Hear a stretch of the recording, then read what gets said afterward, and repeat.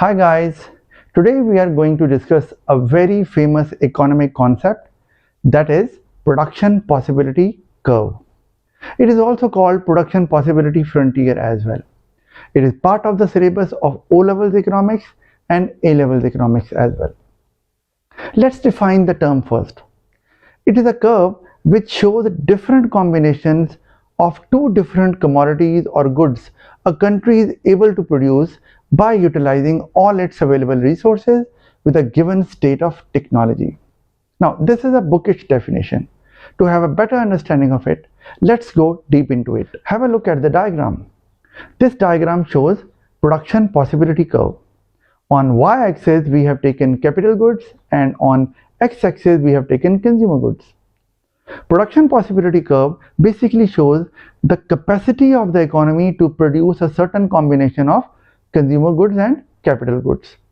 Or we can say that it shows the potential of the economy to produce a certain combination of consumer goods and capital goods.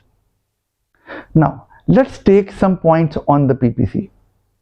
Point A, B, and C, these are the 3 points, and all points are on the PPC. And we call such points or such levels full employment level. And that means that a country is able to produce to their potential. Whatever resources country has, country is using it. Now, if country decides to move from point A to B, we call it movement along the curve or movement along the PPC. Similarly, if country further decides to move from point B to C, again this is movement along the PPC, and it is related with a very important economic concept, that is opportunity cost. And how is it related, by the way? Let's have a look. When country moves from point A to B, you can see more of consumer goods can be produced or they are being produced, but less of capital goods will be produced. What is the reason behind it? The reason is that country has no idle resources available. So they have to withdraw resources from the production of capital goods so that they can use it for producing additional units of consumer goods.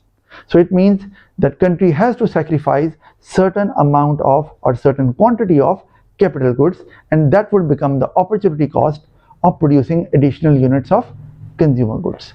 So point A to B shows the opportunity cost. Similarly, point B to C also shows the opportunity cost, because again more of consumer goods will be produced, but less of capital goods will be produced, as more and more resources will be withdrawn from the production of capital goods and they will be utilized for the production of consumer goods. So the reverse can also be true. For example, the country is at point C and is moving towards point B or from point B to A. In that case, more of capital goods will be produced, right? And less of consumer goods will be produced, because now more resources will be withdrawn from the production of consumer goods and they will be utilized for the production of capital goods. So here the opportunity cost of producing additional units of capital goods will be consumer goods, right? Now let's take a point below PPC. Let's say this is point D. Now this point shows unemployment or underutilization of resources, because the potential is at PPC, right? PPC shows the potential, right?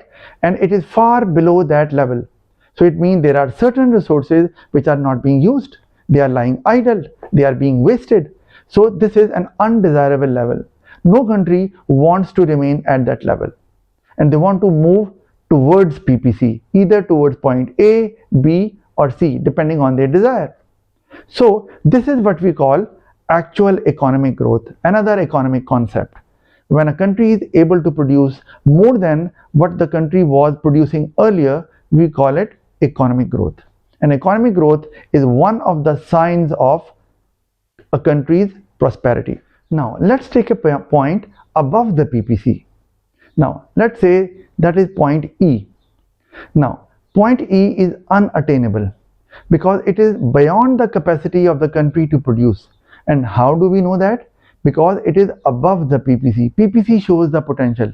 So it is far above the PPC. It means it is not in the capacity of the country or the economy to produce that combination of capital goods and consumer goods. So point E is unattainable unless and until the country is able to increase their potential, and that can happen when country improves their technology. That is why in the definition I mentioned with a given state of technology, because if there is an improvement in technology, it increases the potential of the economy as well, and then PPC will shift upwards.